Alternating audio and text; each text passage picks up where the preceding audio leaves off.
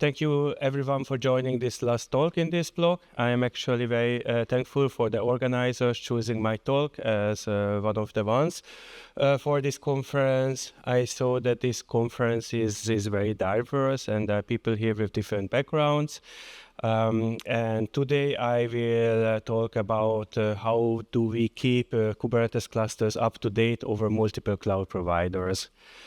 So first, a short intro about me. I have spent the first 26 years of my life in Budapest, where I have graduated in computer science and in biotechnology. Then I have decided to move to Germany and then do a PhD in bioinformatics. After the graduation, I figured out that the beer and pretzels taste good in Germany, so I have decided to stay there, and I wanted to stay close to the field, and I started to work for life science companies. And from a backend engineer, I got more and more into CI/CD topics. Then later. One of my colleagues told me that at the Big Blue enterprise company at SAP, there is a nice opportunity. And roughly 8 years back, I have joined SAP, and today I'm working as a staff engineer at the AI core unit. Our unit is responsible for providing a broad choice of models for SAP applications and non-SAP applications. And during my time at SAP, I also got involved into various cloud technologies. And since 2023, I'm coming back more and more to Hungary because of my personal release, Binder 2.0. So I'm a father for 2 years. And what I really like about such conferences, that I would like to know more the local community first, and second, that each organization have its own idea how to run things, and at these conferences we can exchange how we do things, and then we can take this knowledge with us. We can start some nice POCs and then present to our employees that there is another more effective way. Okay, the agenda. So first, I would like to summarize what is the problem. I would like to show that how we see GitOps as a solution. Then I will show how GitOps works for us. This includes secret management and then test suite management. And last, I will talk about also infrastructure management, here status quo and problems, how we can move everything, how we can manage everything together. Okay, so what we see as a problem. So when you have a landscape, you have various versions of software components. You have also various versions of infrastructure, and usually by default your landscape is heterogeneous. For example, one trivial example, that the developmental landscape is always having newer components than your productive landscape. And what we expect, how we want to deploy the new parts. It includes software or infrastructure parts that we want to have quick deployments. We also want to support heterogeneity, and we want to also define as much as possible, hopefully 100%, but it's not always possible, via code. Okay, so the next topic is that, I think most of you already know GitOps. It's a quick reiteration. So what is strict GitOps?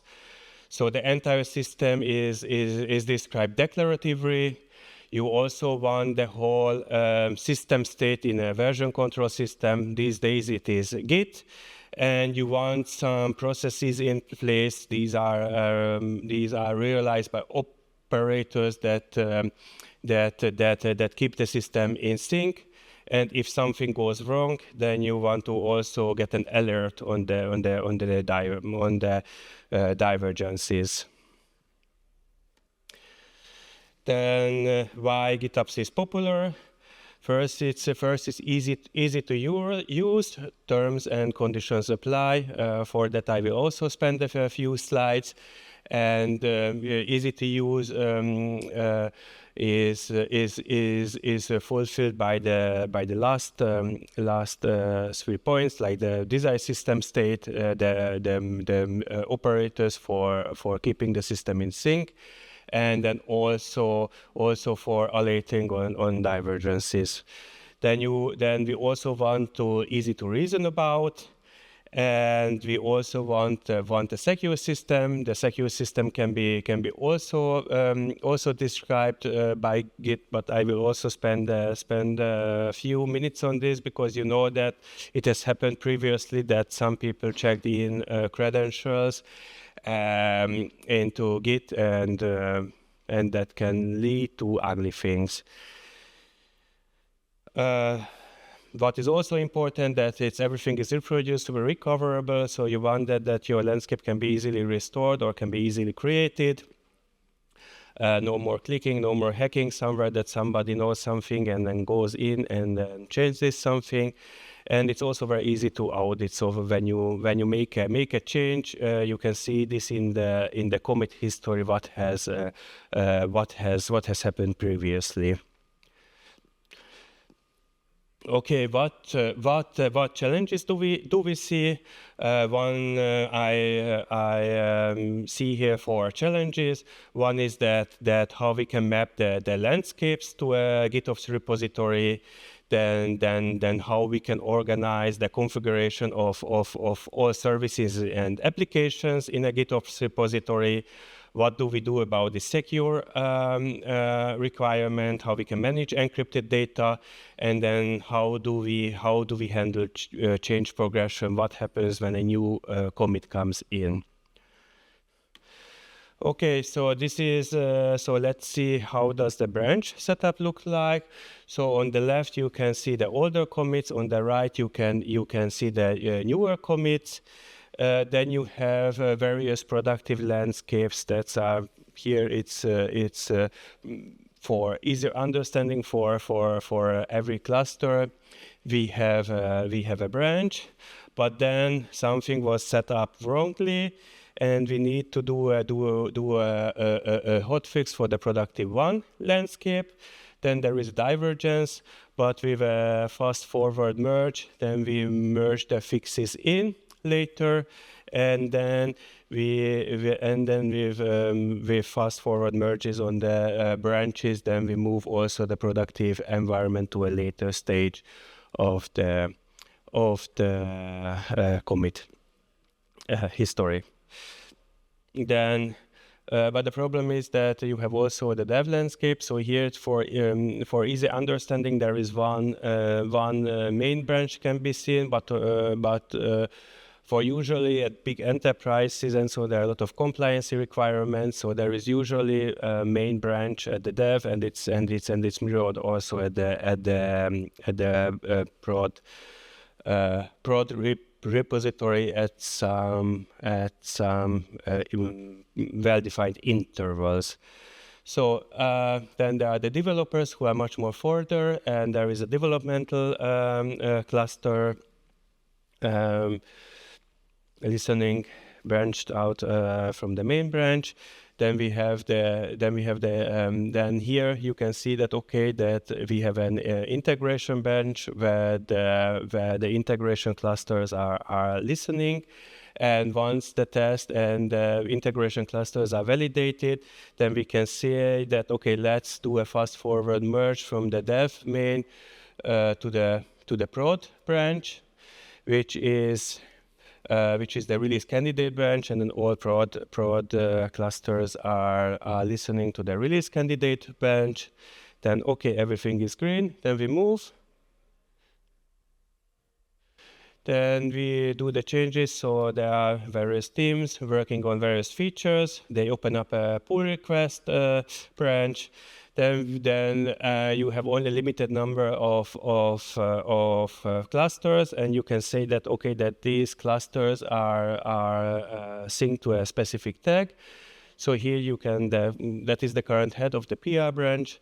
then there is a new commit coming in, then the tag is moved, then again, and then when everything is green, then the quality gate is passed, then we merge back to main.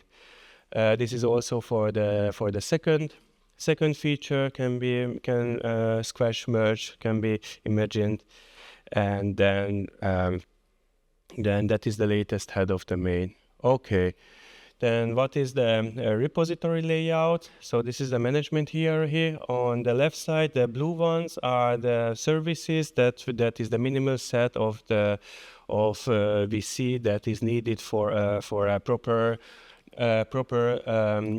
GitOps logic. And on the right side, with the orange background, those are the services that realizes the business logic. For bootstrapping, usually we need the application list. Here we work with Argo CD, so it's the application custom resource. And in the root projects, there are some settings that we want to propagate about permissions and so on for all clusters. Then there is the Argo CD. And then we use the seal secret operator for secret management, which I will talk about later. And then this is how it looks like on the GitOps, in the Git repository behind the GitOps. So in the application list, there are the Argo CD custom resources. And in the applications, there are the various application definitions, and in the cluster values, there are the various cluster YAMLs. Here you can see that what I found in these solutions nice that you can see that we support here, for example, AVS, and we have GCP clusters as well. You can also imagine that this YAML says that, okay, which account you use in AVS, how does the domain look like, and so on. Then here in the application list, so these are the Argo CD custom resource definitions. And then in the applications, then it's usually Kubernetes manifest or Helm charts with some configuration injected, which I will also talk about. For example, here you can see the root applications. And for example, here is the external DNS, so the source usually contains the open source Kubernetes manifest, and then there are various settings which I want to share with you. For example, here that we use ingresses. For ingresses, we use also Helm charts, and then there are the values. For example, here in the values, you can some global values, how we see how these applications should look like, and then some cluster specific values that what kind of logging level you need in a developmental landscape, what kind of logging level you want in a productive landscape. And then here, what we use here, for example, here, Argo CD is using Kubernetes manifest, and I don't know how many people of you know that there is this tool called Customize. So there are the Helm templates, and there is Customize, and in the source there is the Kubernetes manifest, and in the base we want to replace some settings that should apply for all clusters, and in the overlays then we have the cluster specific settings, and in the README file we usually provide information for the fellow developers that if they want to update the Argo CD component, what kind of steps do they have to do. Okay, then we come to secret handling. Here there are multiple possibilities, multiple approaches to manage secrets. Here we use the seal secrets operator from Bitnami. So here you can see a seal secret custom resource. you can see that the data is encrypted, and that is actually checked into the Git repository.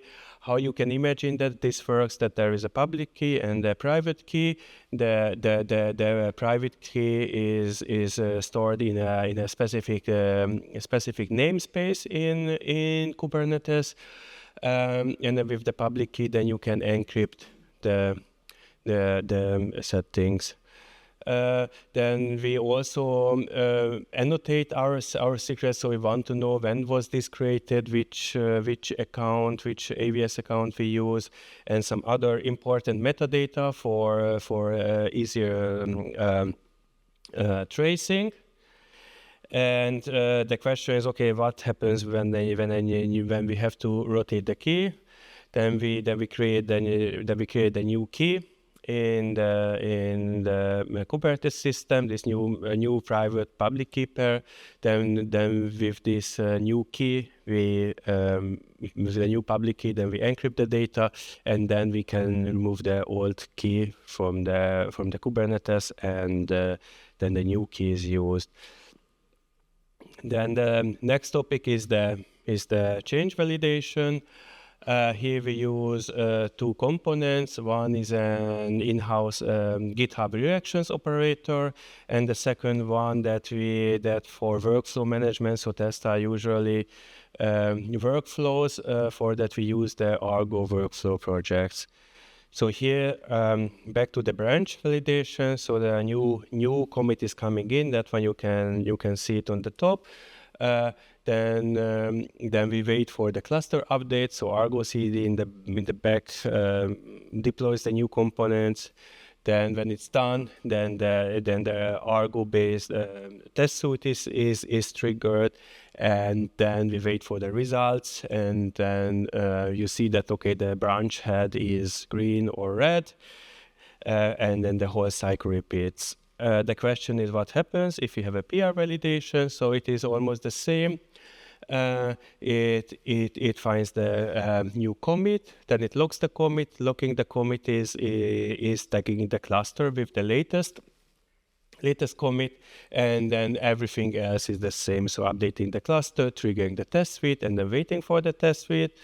For easier understanding, here I would like to refer to the previous figure, where you can see that with the productive clusters, those are doing the branch validation and some other development clusters. But for the PR validation, we are using this tag-based approach. We are also one big user of GitHub, and there you can also see one Argo workflow for the test. Okay, so let's summarize. So here I have shown you that, okay, how you can have a single line GitOps repository that for all of the clusters. So meanwhile we have something like 100 clusters that listening to one Git repository. Then I've also showed you that how all services and applications are defined in dedicated directories with all credentials and so on. I have also shown you how we annotate encrypted data, and then how we do secret management. And then what I want to say that GitOps is declarative by nature, but the test suites are imperative, and for us it was a challenge to combine both of them. So this was over the Kubernetes part, but what is happening over the Kubernetes? And now I want to also talk about the infrastructure, and then what we do, and how we can bring the two worlds and the version management together. So I think also Terraform is a very much very widely used tool in the community. It's a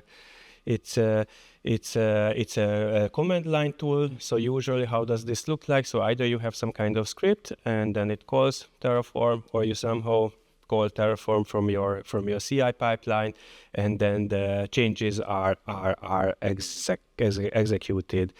Then what I also, why we like Terraform for a very long time, that you can see on the bottom left that it supports multiple cloud providers.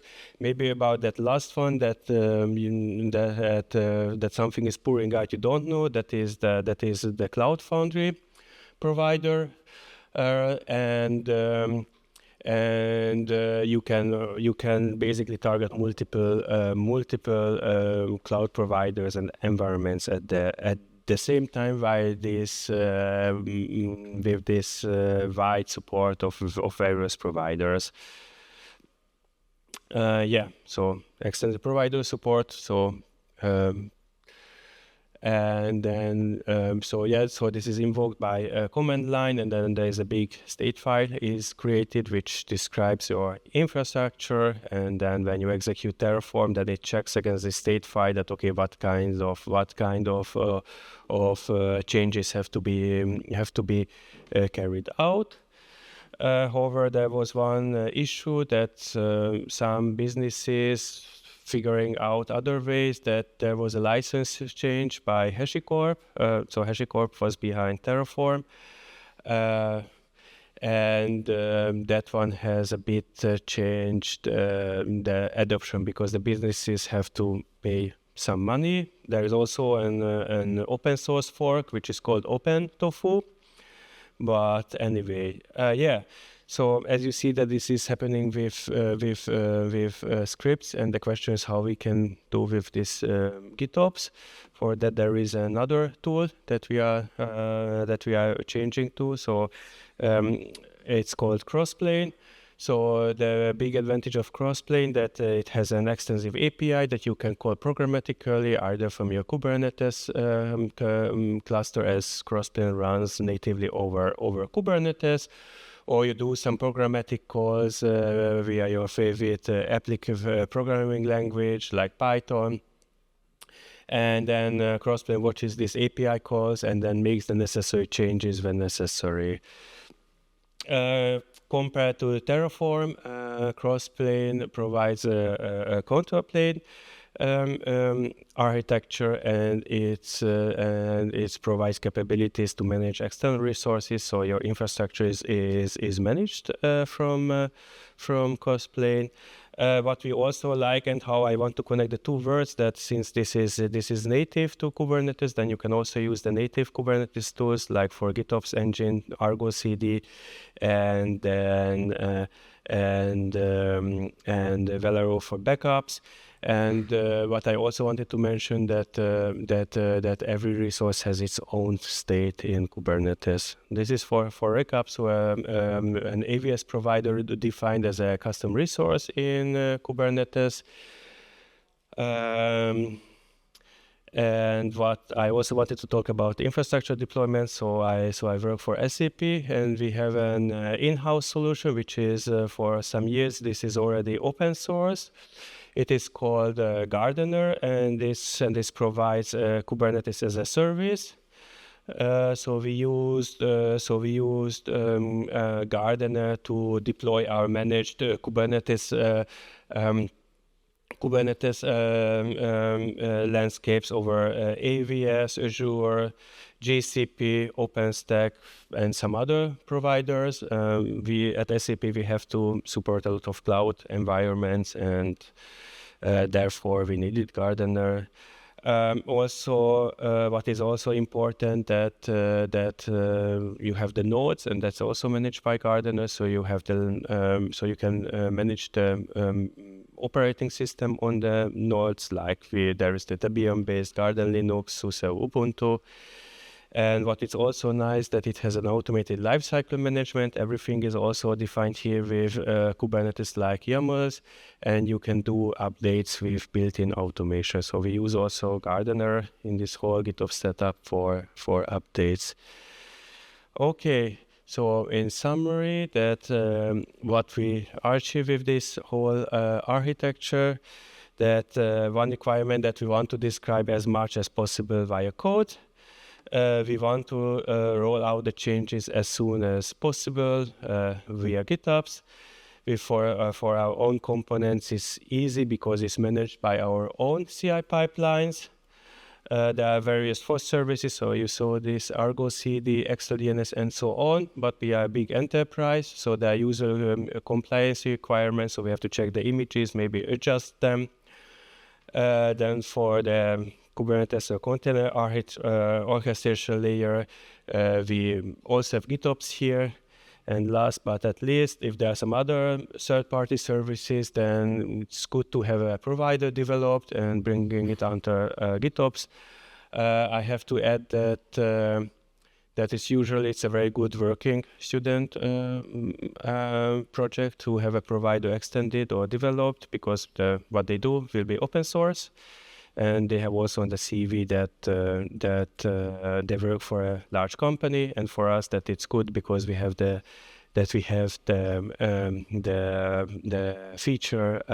feature developed. Okay, so that was my presentations on updating Kubernetes landscapes, and it's time for questions now, or maybe outside. So that is my contact details. That is the link to my LinkedIn, which I rarely use these days. Yeah, thank you very much for your attendance and the